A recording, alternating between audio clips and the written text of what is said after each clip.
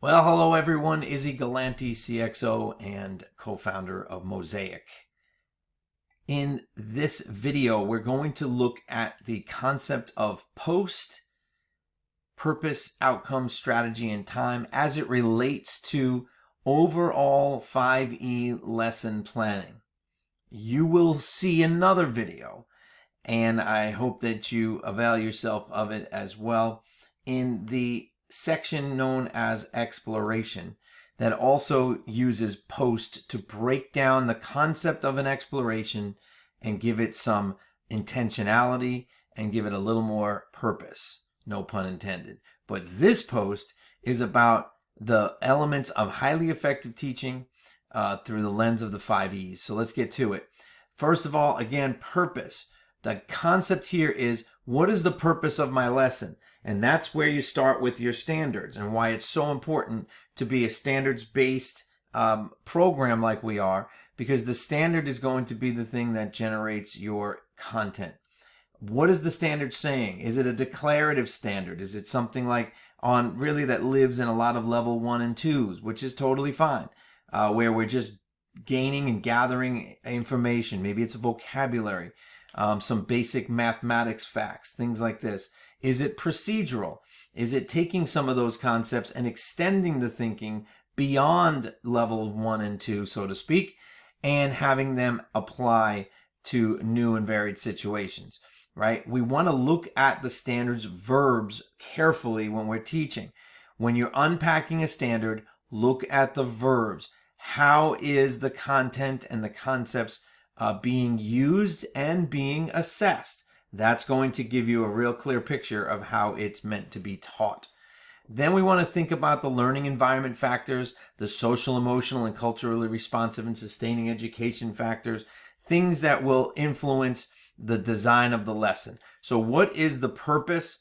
Meaning, what is my standard asking me to do, and how can I add elements to the learning environment to make it more attainable, equitable, and accessible?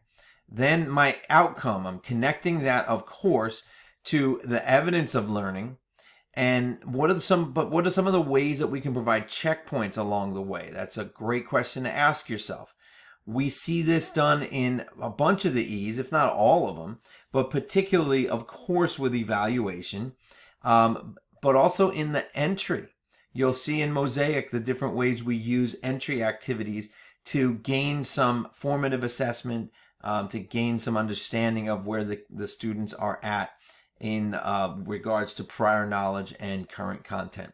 Also in the examples for learning, a really important section that is known as independent practice many times, but it's the place where we as teachers can provide the right kinds of examples so we can assess, or really we can have students self-assess their understanding and their learning along the lesson path.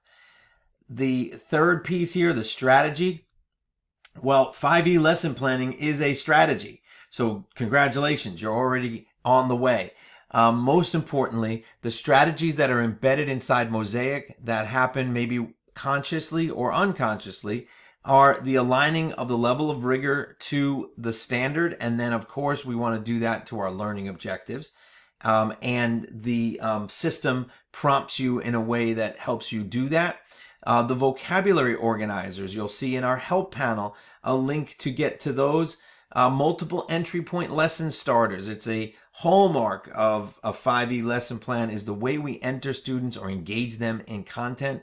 And in our Do Now section, you'll have the opportunity to use multiple entry point lesson starters to really jumpstart your lessons and provide agency and voice, choice, and a lot of motivation for student learning. Teacher modeling in the mini lesson section, and prompts for higher order questioning. Collaborative learning structures using our proprietary shared space teaching learning taxonomy. ACE for independent work, that represents action, comparative, comparing, and then editing. And we'll talk more about that in the examples for learning or independent practice section. And then finally, how do we summarize content? And then what differentiation strategies are we using? So those are our strategies. Time, we have to consider time as a way to think it through from the standpoint of, are we just trying to complete something? Are we trying to develop learning? Or are we trying to gain mastery? All three of those factors will play a role in your teaching throughout the year. And so most importantly, when we consider 5E intentional lesson planning, we're going to realize that this will cause us to experience the learning before we deliver the learning, before we deliver the content, before the students get it. So that helps with pace. Consider the wows and woes, as we like to call it. Where might be a stopping place to check for understanding? Where might be a stopping place where you can anticipate, not expect, but anticipate, where we might have some teachable moments, things that are going to slow the pace down, but for good reason. So that's it for this section of Post. This is the lesson planning post. You will see another post in the exploration section. And I guess I will see you then. And until then, happy planning.